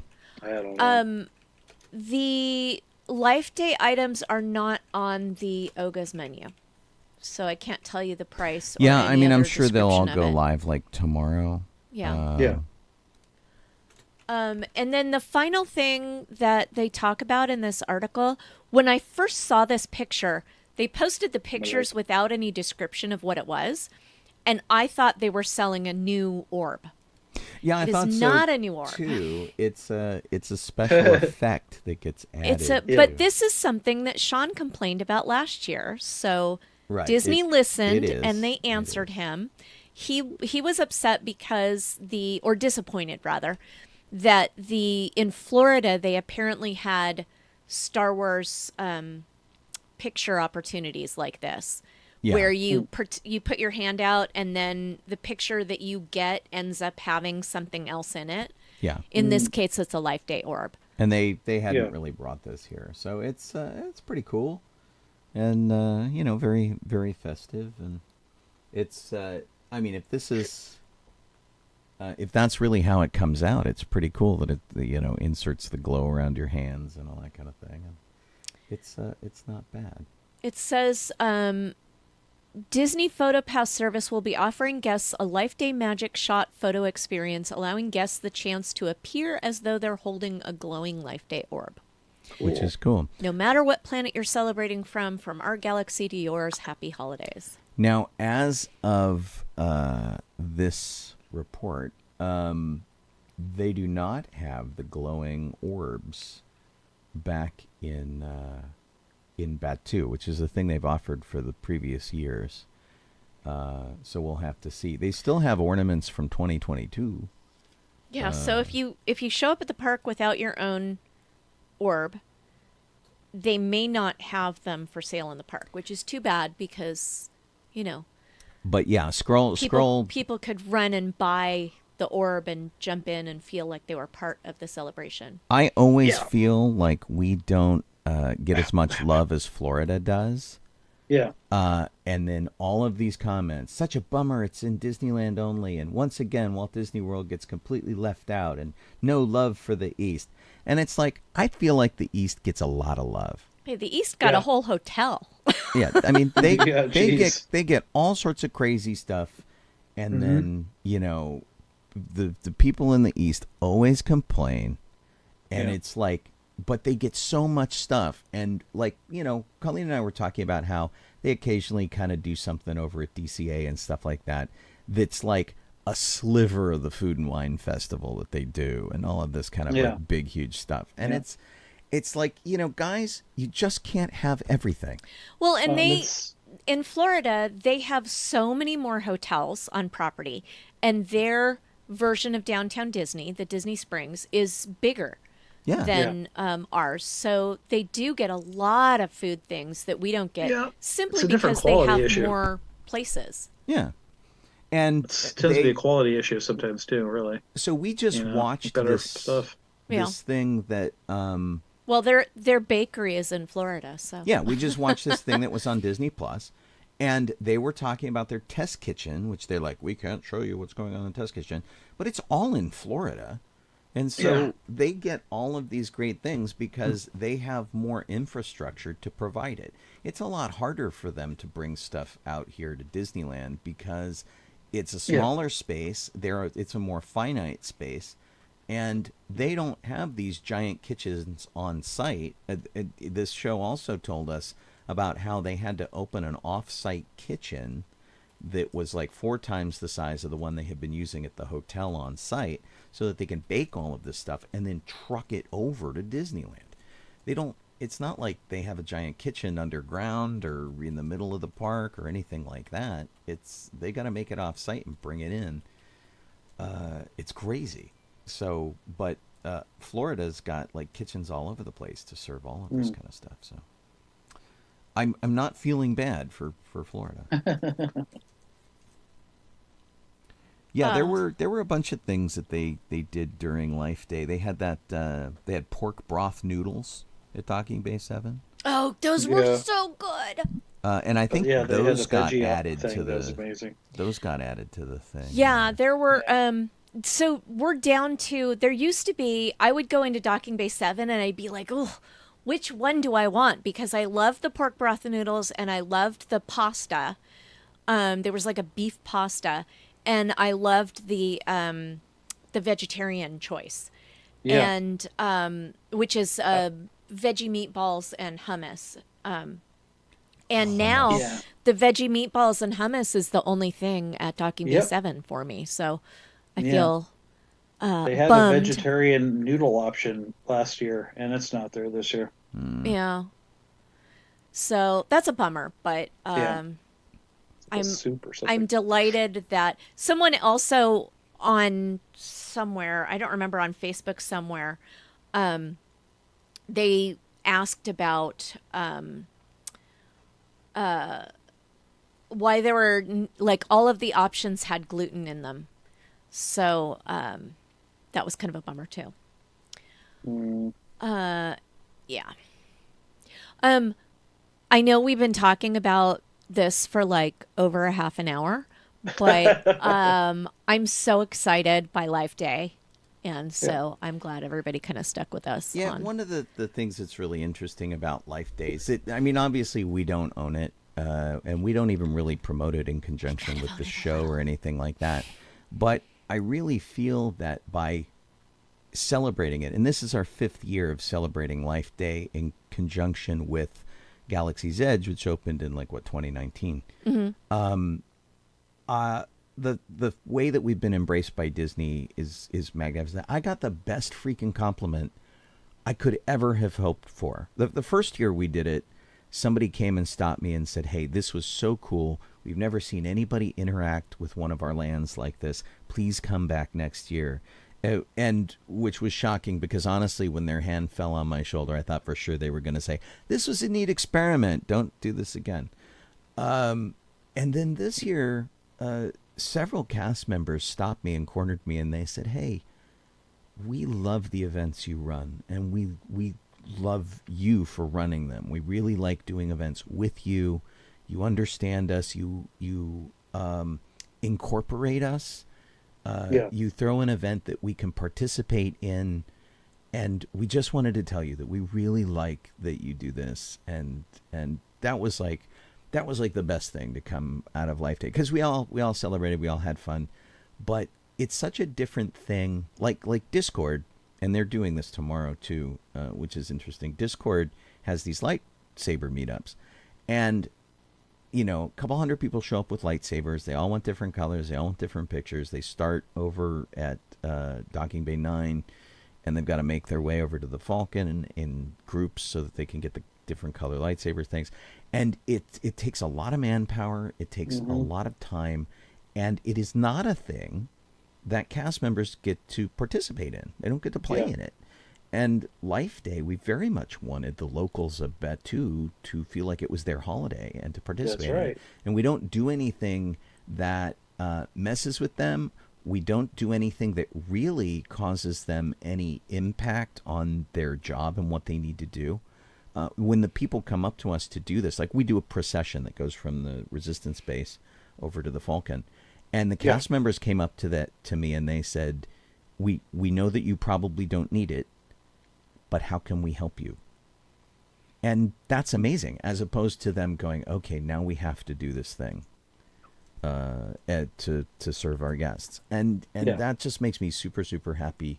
And like all the cast members who helped us on Sunday were heroes, and I love that they did.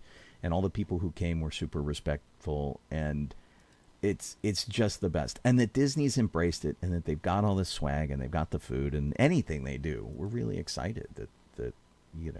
And it's so funny because the people are all complaining that Florida doesn't get the stuff, but Florida also doesn't do the celebration that we do. Right. So. And I talked to some people who are like, just wait till next year. And I'm like, well, okay. And we'll see if they do it. And I don't know if they came to ours or not. They were on vacation. Well, that's exciting. If they're going to do it too. I don't begrudge them having a celebration there. Oh, no, not at all. And they did do a lightsaber meetup. But, I saw some video, like Adam the Woo was there and did his usual video blog and things like that for it. And I saw the celebration, but with the lightsaber meetup for Life Day. But it wasn't the same, and it was the lightsaber meetup, and I've participated in these. I've been part of them. I've organized many of them on behalf of the Discord group, so I don't want to sound like I'm slamming it. But the lightsaber meetup is very much a look at me with my awesome lightsaber. It's a very different thing. Where Life Day is very participatory. It's like, let us sing carols together. Let's do a procession together. Let's have a memorial service together. It's all about the community that's going on. And it's not that the Discord doesn't have it, because everybody's like, hey, look at all of us cool guys who hang out on Discord, which is a community that all have lightsabers. It's just a different vibe. And so, yeah, if they do something with Life Day next year that's more about community, I'd be very excited to see that. Of course, you know, I'll have a bit of FOMO because I'll want to be there. Oh, yeah. it's like, if we were independently wealthy, I would fly to Florida and host this in Florida, and then we would. But you'd have to do it on a different day. I would have to do it on a different day. We'd figure something else out. But they did their Life Day meetup on the 10th or something. They did it really early. Yeah, they did it. They did it on Friday the 10th. Week early. Yeah, it was weird. And so, I mean, I could easily, airfare. So hey, if anybody's listening and they want to throw us some jump seats to get there, right? Colleen and I will go. Right. Yeah. And the they did it on the 10th, which was like a week early, which was kind of interesting. We could easily do it then, and then come I'm here sure and that do the reason that they did it was because of the same reason why we did the observed version on Sunday. Sure. Was because that was the nearest weekend day where the passes weren't blocked out. And their annual pass setup is so different from ours now. Yeah. It's really a different beast. Yeah. Okay, let's chat about the rest of Disney, and then we'll be done for the evening. Yeah, pretty much. Yeah, pretty much. Yeah. Okay, snow is in the forecast for downtown Disney, meaning that not that it's going to actually snow there, but they're doing the kind of fake snow that they do. Like the soap snow.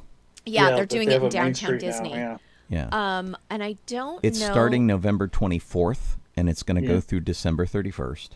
And they're putting up Christmas trees. They're putting up fake snowmen and stuff. And it's going to be fun. They just opened a new band area in downtown Disney and that a Colleen big and I lawn got for to sitting sit on. Yeah. With really comfortable chairs that I will never be able to sit on again because other people Because will always they'll be sitting in them. so packed full of people. Yeah. But it's across from the Star Wars Trading Outpost, and it has a great bandstand that's very mid-century modern.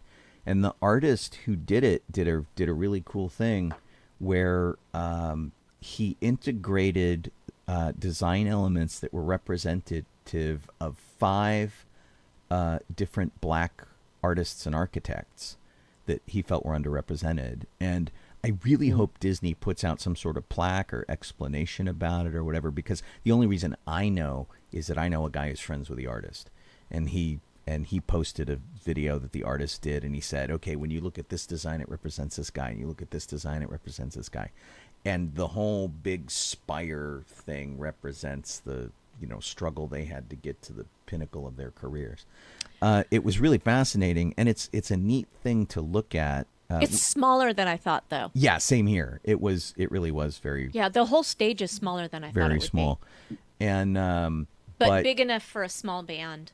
Yeah, like and the big grass 5-6 lawn is people. good to sit down and listen to music, and it's replacing the stage that's been by the ESPN zone and the Star Wars Trading Outpost, which used to be the Amazon, the Rainforest Cafe. This lawn is basically where the AMC movie theater was before. Right. And it's the whole area and the of Earl the of AMC. Sandwich. It's where those used to be.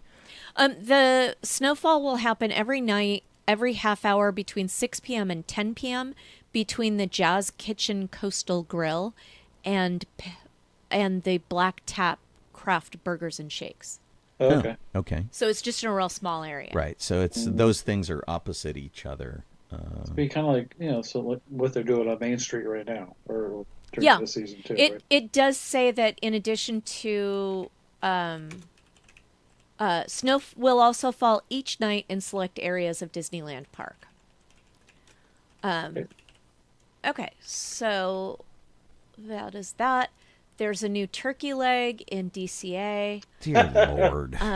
It's the one. I thought we already talked about this, but maybe I was just laughing at it. So I don't hard. know. It's the one with a big pineapple ring on it. We were talking about the park. It's Disneyland. like the people from Disney overheard Sean saying how much he hates the turkey legs at Disneyland and said, "Well, we know Sean. What would he like that would make him like a turkey leg? I know. We'll slap a pineapple ring on it because Sean really likes pineapple rings on things, which he does." Right. But this did not help. And can I just say, It looks so ugly. Can I just say that when I wander around Disneyland, which is once a week if I'm able, one of the things I find myself frequently dodging is the turkey leg that people who smoke wave their cigarettes around and they don't really pay attention to this burning thing on the end of their arm. So goes the turkey leg. People take a big bite and then they start pointing with it and they wave and they do whatever. And my head, since I'm 5'4", my head is right where they're waving. And I have been hit in the head so many times with these stupid things. And now I get to get hit in the head with pineapple. I just picture Sean gets hit with the pineapple and then with the leg, and then the pineapple goes flying like in a cartoon superhero thing where somebody gets kicked in a movie. I really tumbling like a flipped coin. I really want to knock the stupid things out of people's hands when they do it, because who likes to get hit in the face with meat that someone's been chewing on?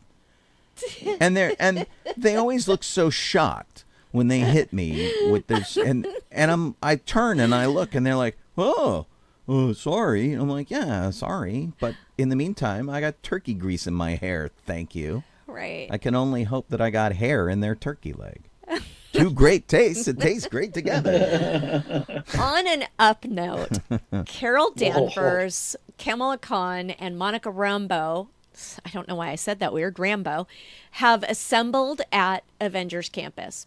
They are at Disney California Adventure. I don't know that they are in Florida. So you can go there to get your picture taken with them.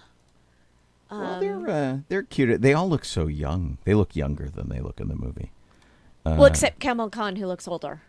Right, exactly, which is really funny. Yeah, so here's a glimpse of the Marvels. The costumes are on point as usual, although I feel like the Captain Marvel costume is an older costume. It's got a smaller star. It looks more like the older one. Right. So, and I'm sure nobody's really gonna care. I was gonna say something about her costume, but I realized that's kind of a spoiler for the movie. So right, yeah, probably. I won't say it. But anyway, it looks kind of fun. Oh, and while I got it up there, I was talking about that statue that's at the new stage. This is it. Oh, that's what it is. And it's smaller than it looks. It is smaller than it looks. So that you can see the stage there. The bandstand thing goes halfway up, and it's really only 12 feet tall. That roof is at the 12-foot mark, and I think I had. It's Tomorrowland. Here's a full. It looks very Tomorrowland because it's that mid-century modern thing. Yeah. And one of the things that's sort of cute is that the wall to the right is filled with circles of varying sizes, to which they have incorporated Mickey designs. They're hard to see at night, but they have Mickey and Minnie and the 3-circle hidden thing in there that's just delineated by color. And in fact, for Minnie, there's a texture in there that actually makes the bow on top of her head, which is actually kind of cool. But anyway, it was really neat, and the story behind it is amazing, and I really hope that they do something to explain that to the average populace. So we're actually out of time. Yikes. We've just got 5 minutes left, and we need to talk about what's going on so that y'all know. Tomorrow, of course, being Life Day, and all three of us will be there. We haven't heard from Kit whether or not we'll see her. And then next Thursday is Thanksgiving. So we Yeah. will not be with you next Thursday. Yeah. We hope that you will be able to enjoy some time with friends or family.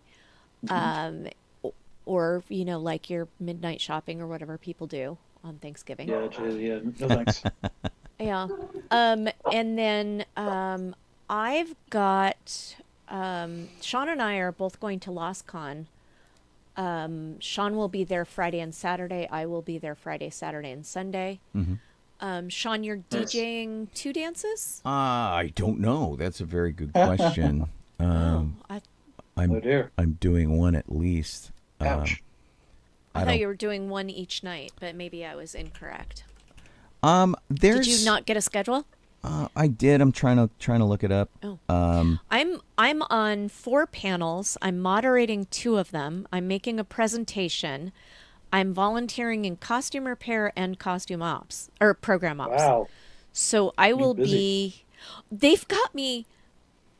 I have 7 hours a day of these that is accounted for in my time. I sent a note to the final person who had dibs on my schedule, like third in line for dibs on my schedule, and I was like, okay, you've now effectively made it so that I don't get a break for 7 hours. What's the deal That's here? not cool. And she said that they just need me for little, like 15-minute sections during those time, and in between the 15-minute sections I can go do whatever I want. So Okay. that's good. good. I just need to like run around and put new tents up on with people's names Let's on them. see. I'm Ruby. I'm talking about prosthetic makeup. I love that they, after all these years, they still can't spell my name right. Friday I'm doing makeup panel, a quantum leap panel for which I am the moderator of both, a voice acting panel on Saturday, and then Star Wars versus Star Trek, which I'm moderating. Oh, that's going to be fun. More Star Trek, and I am doing a dance on Saturday night at 8. Okay, so not just, Friday. Just one dance. Okay. Friday, they're apparently doing a trivia game show quiz contest, something or other. So I've got can you unplug from technology and survive? I'm not sure why they probably just plugged me in there because they're like, we don't know what to do with her and we don't have enough people here. Right. Project management for costumers is a presentation I'm making. I am moderating costuming as an art form. I am on a panel called Why is Science Fiction Fandom Traditionally Male? That one's going to be interesting. Nice. And then I am moderating movie magic from pre-production to post-production. And this one's going to be interesting because that will be the first time I'm on a panel at a science fiction convention professionally. So cool. normally I'm just there as a fan.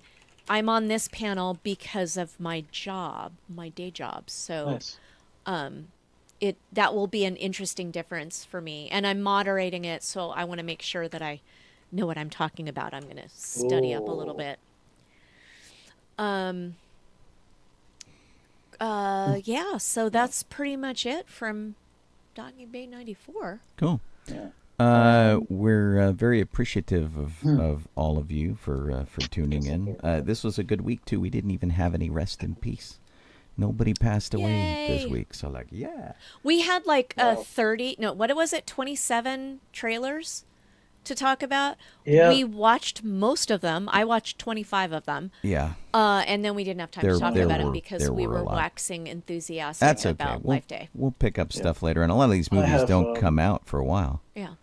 Yeah, I have one charity event next weekend on the 25th.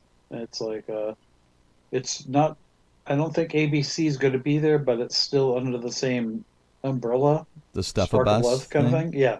It's like that. Yeah. But I don't think the buses are coming to this. I think it's just being hosted by the firefighters in Upland. Weird. But I think it's somehow it's connected, but I don't know what what it all entails. But yeah. Well, and we will of course have the Hollywood Christmas parade on the 26th of November, where we're putting our cars in there, which will be cool. I got to get more information to everybody on that. But hey, yeah, all y'all for tuning in. We're very, very grateful that you have. And, we'll pick things up after Thanksgiving and see. I think my show tomorrow is going to be pre-recorded because we're trying to get to Disneyland really early, like rope drop early, which we haven't done in years and years. So that'll be interesting. I don't think we've done it since Rise of the Resistance. We have to get up really early. Yep. So it's going to be interesting. Not Jeff early, but and, early for us. Over on the chat, just in case you guys were paying attention, I did find out that the Navajo version of Star Wars is still on Disney Plus. Oh, good. And if you have Disney Plus, I posted a direct link to it, so you can actually go check it out if you want to, because it is still there, even if it's apparently really hard to get to. Because I just fired it up. There it is. This is kind of cool. Big thanks to Kit for putting out all of our really great control document stuff and the 23 trailers that we seem to have collected over the week. This is kind of nuts. And for if you see anything funny over on the Docking Bay 94 webpage, Facebook page, that's all her. She's usually posting links and cool things over there, which I don't know. Do you post, Jeff, over there? I don't really post much over there. Not very often, no. That's all Kit. It's like all Kit. So, yeah. If it weren't for Kit, nobody would know anything about what was going on, because she is she's the person who does it all. Yes. So big thanks to her. We're very grateful. And beyond that, gosh, happy Life Day, everybody. We will see you all in 2 weeks. Yep. I'm Colleen Kaylee Crosby. This is Jessel of Donoho. I am Sean Obi-Shawn Crosby. As always, may the force be with you. I guess I neglected to update the credits. Should I be able to find them? There we go. So let me do that real quick. This is our 20th show, and it is the 16th of November. So there you go. Bye, people over on the video side of things. We will see all y'all later on.